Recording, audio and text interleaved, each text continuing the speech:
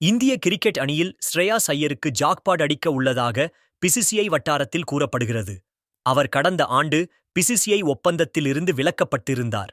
உள்ளூர் போட்டியில் விளையாடாததால் அவருக்கு தண்டனை அளிக்கும் வகையில் பிசிசிஐ அந்த முடிவை எடுத்து இருந்தது.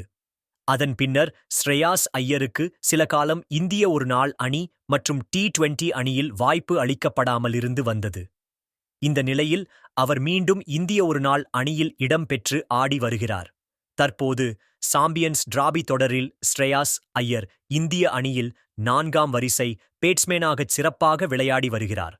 சாம்பியன்ஸ் டிராபி தொடரில் இதுவரை 4 போட்டிகளில் 195 ரன்கள் எடுத்திருக்கிறார் ஸ்ரேயாஸ் ஐயர். அவரது சராசரி 48.75 ஆக உள்ளது. இதில் சிறப்பான விஷயம் என்னவெனில் அவர் 2 அரை சதங்களை அடித்திருக்கிறார். ஒவ்வொரு போட்டியிலும் 40 ரன்னுக்கு மேல் ஸ்கோர் எடுத்து இருக்கிறார். ஸ்ரேயாஸ் ஐயரின் சிறப்பான ஆட்டத்தால் இந்திய அணியும் தான் ஆடிய 4 போட்டியில் வெற்றி பெற்றிருக்கிறது. இந்த நிலையில் அவருக்கு வெகுமதி அளிக்கும் வகையில் பிசிசிஐ அவருக்கு ஒப்பந்தம் அளிக்க உள்ளதாக கூறப்படுகிறது. பொதுவாக IPL தொடருக்கு 1 மாதம் முன்னதாக பிசிசிஐ ஒப்பந்தம் குறித்து அறிவிக்கப்படும். ஆனால் தற்போது 2025ஆம் சாம்பியன்ஸ் டிராபி தொடர் நடைபெற்று வருவதாலும் அதில் மூத்த வீரர்களின் அடுத்த கட்ட நகர்வு என்ன என்பது குறித்த கேள்விகள் இருப்பதாலும் தற்காலிகமாக பிசிசிஐ ஒப்பந்தம் குறித்த முடிவை ஒத்திவைத்துள்ளது நிர்வாகம்.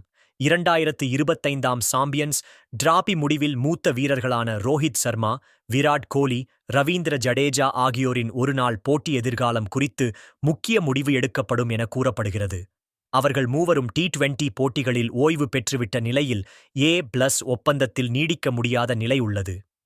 இந்திய அணியில் ஒரு வீரர் A+ ஒப்பந்தத்தில் இடம்பெற வேண்டும் எனில் அவர் 3 வித கிரிக்கெட் போட்டிகளிலும் விளையாட வேண்டும். இது ஒரு புறம் இருக்க, ஸ்ரேயாஸ் ஐயருக்கு பிசிசிஐ ஒப்பந்தம் அளிக்கப்பட உள்ளது. அவருக்கு A பிரிவு ஒப்பந்தம் அளிக்கப்படுமா அல்லது B பிரிவு ஒப்பந்தம் அளிக்கப்படுமா என்ற கேள்வியும் உள்ளது. ஏனெனில் அவர் ஒருநாள் போட்டிகளில் மட்டுமே விளையாடி வருகிறார். அவரைத் தவிர்த்து அக்சர் பட்டேல், KL ராகுல், ரிஷப் பண்ட் ஆகியோர் B பிரிவில் இருந்து A பிரிவுக்கு உயர்த்தப்படும் வாய்ப்பு உள்ளது. தற்போது A+ பிரிவில் பும்ரா இடம் பெற்றிருக்கிறார்.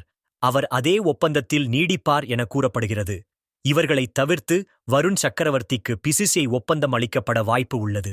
2025ஆம் சாம்பியன்ஸ் டிராபி தொடர் முடிந்தவுடன் இது குறித்த அறிவிப்பு வெளியாகும்.